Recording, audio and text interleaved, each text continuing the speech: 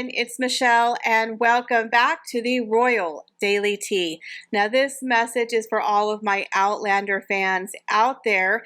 If you panicked and you couldn't find episode 8 of season 7, it is coming out on August 11th. I don't know why they did that to us.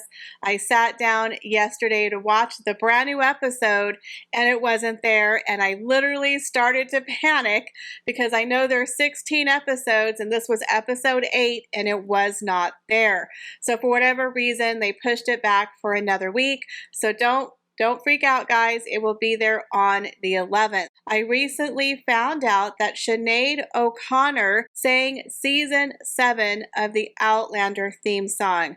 I realized it sounded a little bit different, but I had no idea that it was Sinead O'Connor. So rest in peace to Sinead O'Connor. I will leave a link for you down below if you would like to hear her version of the Outlander theme song. But you guys, we have a lot of juicy royalty to get through today, so you know what to do. Sit back and relax, grab yourself a beverage, and let's get into the Royal Daily Tea.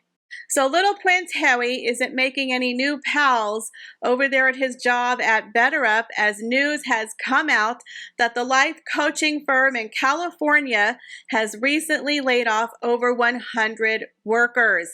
News has come out that Prince Harry makes a 7-figure salary. Wowza. I had no idea he was making that much money from BetterUp. Now, according to an ex-employee, when asked, "What does Prince Harry do all day?" he said, "I would say nothing. He has 0 responsibilities." I think we all knew that Harry has absolutely no real life skills. He's an ex-prince and served a very small stint in the military. What is he going to bring to a corporation on a 7-figure salary for life coaching?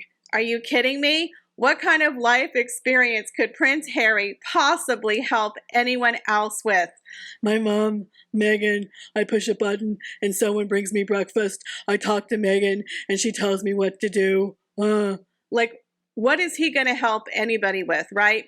So recently in March, he appeared at one of the events for BetterUp. I think it was called Uplift, where he talked about the things that help him to get out of bed in the morning. I don't know, maybe your $1 million plus salary, that would help me get my butt out of bed.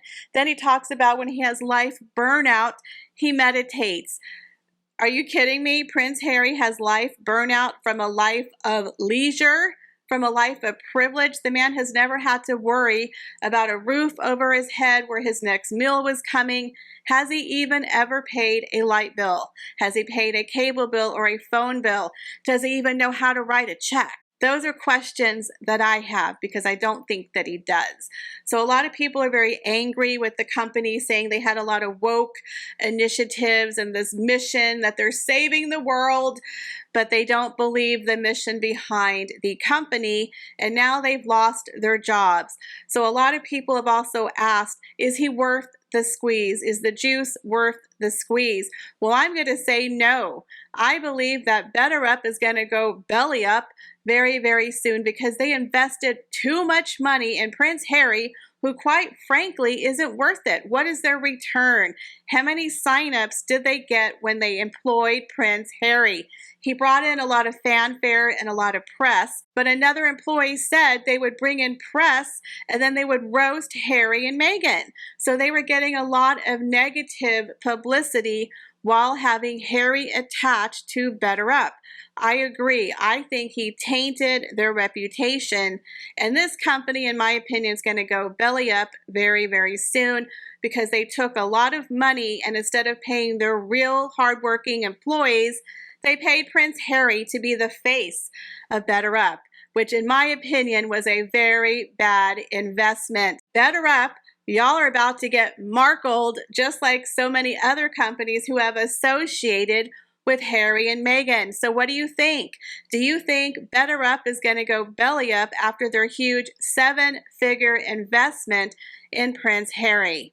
Leave me your comments down below. So Meghan Markle, known as the Duchess in beige, That woman loves a muted tone more than anyone I've ever seen. I call it dishwater beige. Now, Meghan Markle famously said on her mockumentary for Netflix that she was afraid about staging the royals, that she didn't want to embarrass them or outshine them. She wanted to blend in like a little wallflower, so she would wear beige so she wouldn't get in trouble for outshining the royals. She was afraid to wear color, y'all, so she stuck to beige. Now, we all know that's a bunch of BS because Meghan Markle is a woman who loves a muted tone. Let me tell you, I have never seen anyone wear beige more than Meghan Markle. It is literally her signature color. So she completely lied about not being able to wear color for her mockumentary series on Netflix. Plenty of times that woman has worn red, blue, green, etc. But now people are saying that she's purposely wearing the muted dishwater sad beige again because she's trying to send a message of quiet luxury, trying to fit in with the high society 1%ers, because when you wear white or beige, you're sending a message that you're not afraid of getting your outfit dirty because you don't do the work of the common folk. She's not out there cleaning one of her 16 toilets in a white top and her beige shorts. She's sitting at the pool or a resort.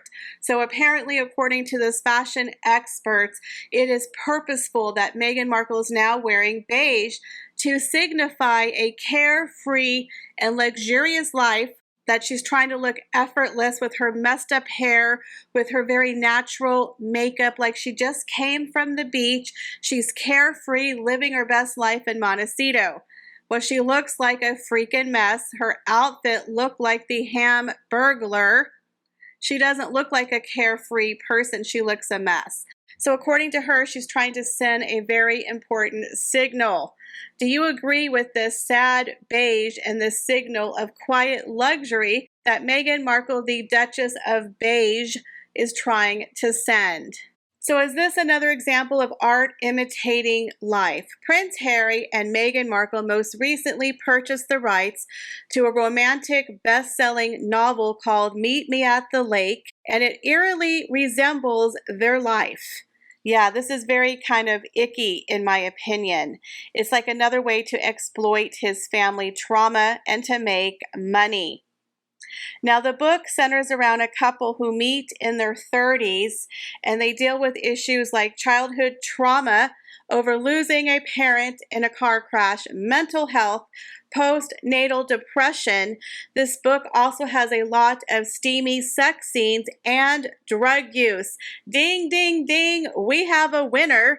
The book is set in Toronto, Canada. This is where Meghan Markle was filming Suits when she first dated Harry. Now, in my opinion, it sounds like the author literally took information from Harry and Meghan's personal life and turned it into a romantic best-selling novel. Now, the interesting thing is the author of the book, Carly Fortune, is a huge fan of the Sussexes. Shocker.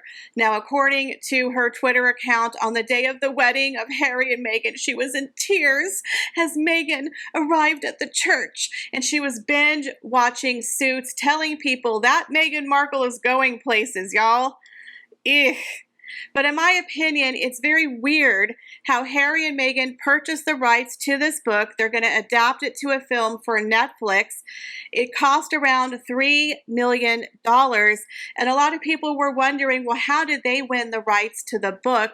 Surely there were more talented and experienced people in the industry, but she chose Harry and Meghan. Well, now we know why. She's a super fan. She's a sugar, and her book, in my opinion, was literally the story of Harry and Meghan. And we all know that Harry and Meghan have to know that as well, because they can't stop talking about themselves. They are obsessed with themselves and with their love story. And once again, he's writing off the backs of his childhood trauma with his mom issues.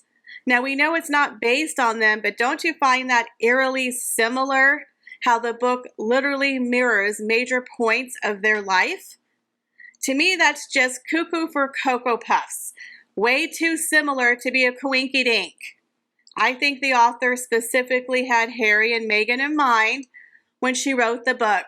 So once again, Harry and Meghan, they're supposedly breaking away from trashing the royal family and working on real creative projects, but they're basing it on a best-selling novel that is loosely based on themselves. Am I losing ya? Are we losing the irony and the hypocrisy here? In my opinion, they know it's about them. The author wrote it about them.